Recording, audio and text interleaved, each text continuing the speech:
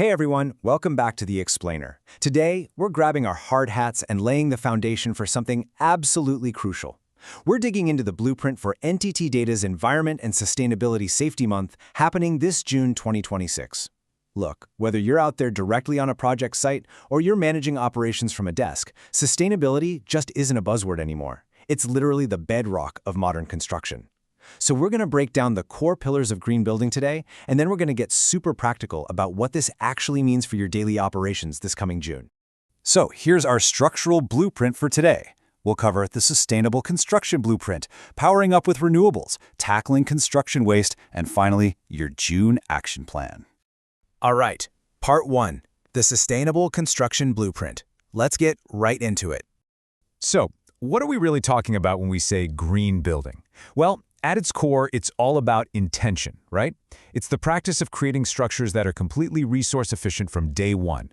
The goal is to drastically shrink our environmental footprint, and that actually starts way back in the design phase.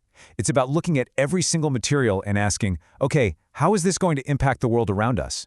And when you look at how we pull this off, you realize it's an entire ecosystem working together. We're talking smart water conservation, stuff like rainwater harvesting, gray water recycling, and low-flow fixtures. But what's really fascinating is the ingenuity in our materials. Instead of just leaning on traditional carbon-heavy stuff, we're literally building the future out of bamboo and waste products like fly ash-based cement and recycled concrete. It's a total game changer. We're taking what used to just be trash and turning it into the very foundation of our structures. Now you might be wondering, how do we actually measure our success here? That's where the heavy hitters come in, certifications like LEED, BREEAM, and the IGBC standards. These aren't just fancy plaques you slap on a lobby wall. They are rigorous, no-nonsense frameworks that guarantee our projects are hitting the highest global benchmarks. Basically, they keep us accountable. Okay, moving to section 2, powering up with renewables. Obviously, you can't talk sustainability without talking energy. Modern sites are relying heavily on an essential trio: solar, wind, and geothermal. We're slapping photovoltaic panels on roofs for direct electricity and water heating. We're seeing clean energy wind turbines integrated right into the design of the buildings themselves, and we're even utilizing geothermal systems, like ground source heat pumps, for incredibly efficient heating and cooling. Moving away from fossil fuels and tapping directly into the Earth's natural energy is a massive leap forward. And here is the ultimate goal, the holy grail, if you will. Net zero buildings. This is exactly what we're building toward. A net zero structure perfectly balances its energy equation. Over a year, the renewable systems we just talked about generate exactly as much clean energy as the building sucks up. It essentially leaves a zero carbon footprint from its energy use. Pretty amazing, right? But to hit that net zero sweet spot, you need brains, not just brawn. Those renewable sources don't just work on their own. Today, we pair them with IoT-based, that's the Internet of Things, smart energy management systems. Think of it as the building's central nervous system. It's constantly monitoring and automatically optimizing every single drop of power. So you aren't just generating green power, you're managing it flawlessly. Next up, Section 3, tackling construction waste. This is a big one.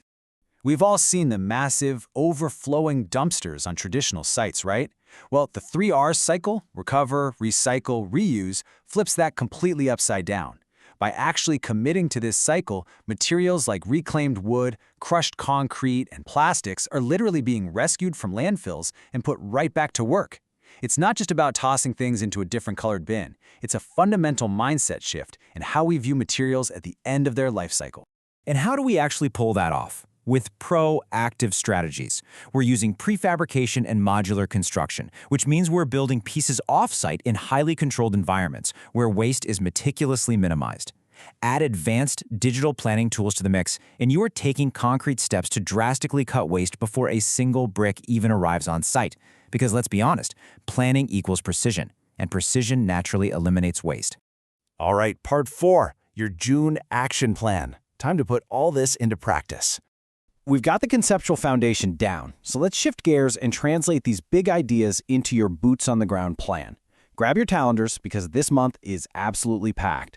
We kick off right out of the gate on June 2nd with the official declaration and a mass talk. But listen up, mark June 5th in red. Surprise site inspections. Management is going to show up totally unannounced to see if you're actually practicing what we've preached about renewables and waste. Then you've got the top management walkthrough on the 16th, a really cool safety park demo showcasing safe practices on the 25th, and we wrap the whole shebang up with the valedictory closeout on the 30th to recognize top performers. Honestly, what I love most about this safety month is how engaging it is. You can't just sit in the back and nod. The Toolbox talk on the 11th, that's a match the correct answer Q&A with the engineers. During that walkthrough on the 16th, they are handing out on-the-spot rewards for workers showing great environmental practices. And don't forget the creative side. June 23rd brings a poster and slogan contest for everyone. They really want your active participation at every single level. So, there you have it. We've walked through the sustainable materials, the smart tech, the 3 Rs, and exactly what your marching orders are for June. The blueprint is right there in your hands. You've got the knowledge, you've got the schedule, and hey, you know those surprise inspections are coming. So the only question left for you is this. When June 2026 hits, is your site just going to coast along and participate, or are you going to step up and literally lead the charge toward a genuinely sustainable future? Think about it. Thanks for tuning into The Explainer today, Focused Learners. Stay safe out there, and let's go build something that lasts.